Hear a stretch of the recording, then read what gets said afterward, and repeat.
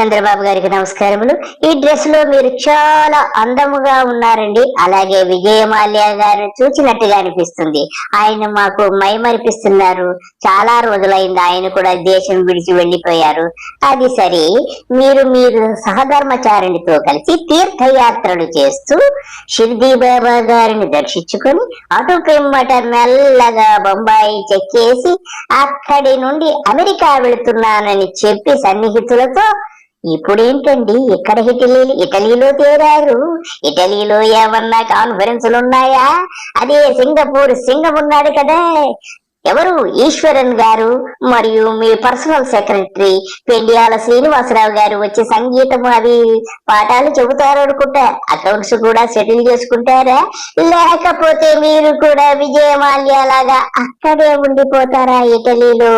నాకు ఏమీ అర్థం కావడం లేదు. ఈ డ్రెస్ చేశారంటే నాకు ఎక్కడో ఏదో అనిపిస్తుంది. బాబు గారు కొంచెం వివరంగా చెప్పండి.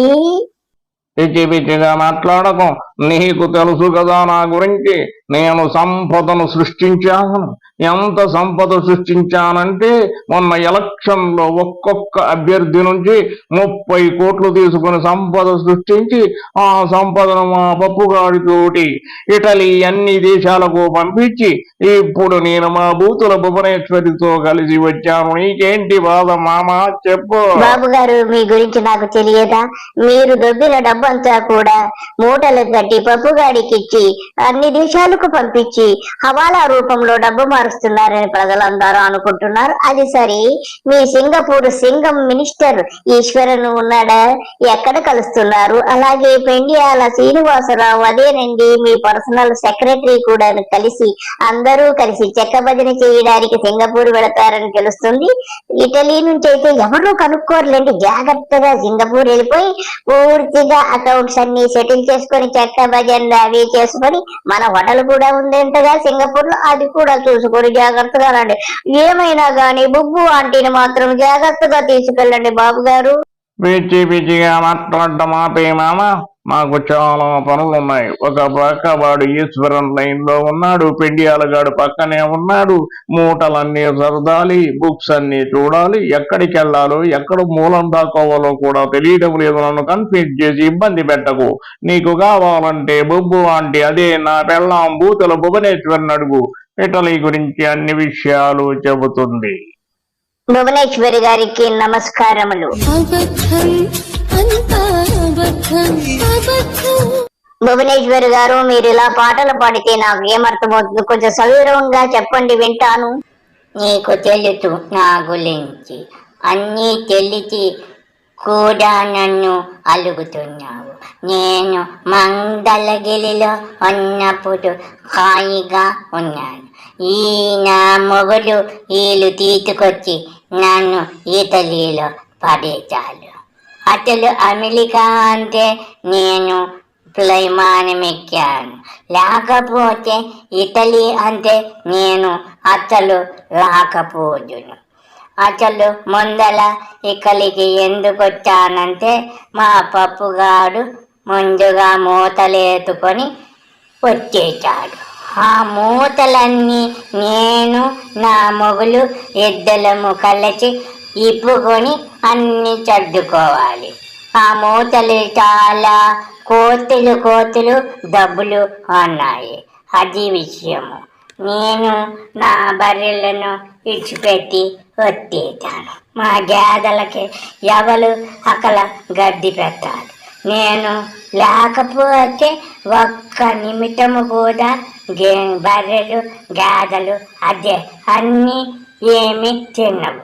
అందుకే నేను ఇండియాకి వెళ్ళిపోతానని నా మొగుడికి చెప్పాను. చాలా మంచి పని చేస్తున్నాను బొబ్బలేతల్లి గారు. నాకు కూడా నచ్చి వచ్చేస్తాను. చాలి, నాకు కూడా నచ్చి వచ్చేస్తుంది మీతో మాట్లాడి. మీరు కూడా అయితే బొల్లిగాని ఒగ్గేసి మీరు కూడా హైదరాబాద్ వెళ్ళిపోతారా, మంగళగిరి వెళ్ళిపోతారా? మరి పప్పుగాడు దేంతో తిరుగుతున్నాడో త్వరగా వెతికి పట్టుకోండి, లేకపోతే వాడు దేంతో అయినా సెటిల్ అయిపోతాడు.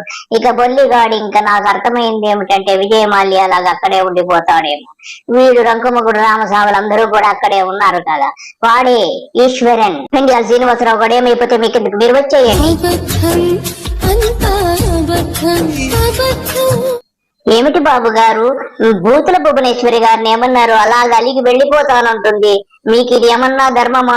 ఆ సహధర్మచారిణి అలా విడిచిపెట్టేస్తారా? అప్పుడు ఎంత బాధపడుతుందో చూడండి. మీరు కనీసం అర్థం చేసుకోండి. ఎంతసేపు ఈళ్లతోనేనా మీకు చెక్క భజన?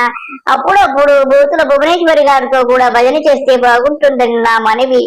ఇంకా సరే, మీరు ఇంకెప్పుడు వస్తారో నాకు తెలియదు, కానీ ఇక్కడ మీ యొక్క అభిమానులందరూ బెంగ పెట్టుకుని అన్నము తినకుండా మంచానికి హాస్పిటల్లో ఉన్నారండి. ఇంకా మీకు చెప్పలేను, కాబట్టి మీరు ఎంత త్వరగా ఇండియా వచ్చేస్తే అంత మంచిది.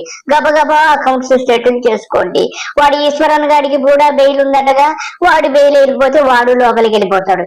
మరి మీకు వచ్చాక మీ బెయిల్ పరిస్థితి ఏమిటో నాకేమీ అర్థం కావడం లేదు. కోర్టు ధిక్కారం కేసు కింద మళ్ళా మీరు జైలుకి వెళ్ళిపోతారేమో అనిపిస్తుంది. ఎందుకంటే మీరు కోర్టు పర్మిషన్ తీసుకోకుండా వెళ్ళారు కదా అమెరికాకి. ఇటాలియన్స్ అమెరికా అని చెప్పి ఇటలీ చేరుకున్నారు కదా. అన్ని అబద్ధాలే. ఇక్కడ సిట్టు దర్యాప్తు పూర్తిగా జరిగిపోతుంది బాబు గారు. మీకోసము పప్పుగాడి కోసము కలవరిస్తుంది సిట్టు కూడా ఈసీకి మొత్తము సిఎస్ కి కూడా మొత్తం సబ్మిట్ చేసిందట రిపోర్టు. అందులో మీ ఇద్దరి పేర్లు ప్రముఖంగా పడుతున్నాయట. మరొక్క విషయం బాబు గారు, మీ వదిన గారి పుర్రు గారి పేరు కూడా ఉందట బాబు గారు. మీరందరూ కలిసి ఇంకా వచ్చాక ఏమి చేసుకుంటారు? చెక్క భజన చేసుకుంటారు, ఏమి చేసుకుంటారు? మరి మీరు వస్తారో రారో నాకు తెలియదు. పాపలాగాడైతే ఎక్కడా కనపట్టలేదు బాబు గారు. ఆడు కూడా రష్యా వెళ్ళిపోయాడంటున్నారు. ఆడు దేంతో వెళ్ళిపోయాడని నా మనసు తల్లాడు వెళ్ళిపోతుంది బాబు గారు. మీరైనా కొంచెం చెప్పండి, వాడెక్కడున్నాడో. మీ పప్పు గారు కూడా కంటికి కనపడడం లేదు. ఈ ఇద్దరు గురించి ప్రజలందరూ బెంగ పెట్టుకుని అన్నము తినకుండా మంచాల మీద ఉన్నారు బాబు గారు.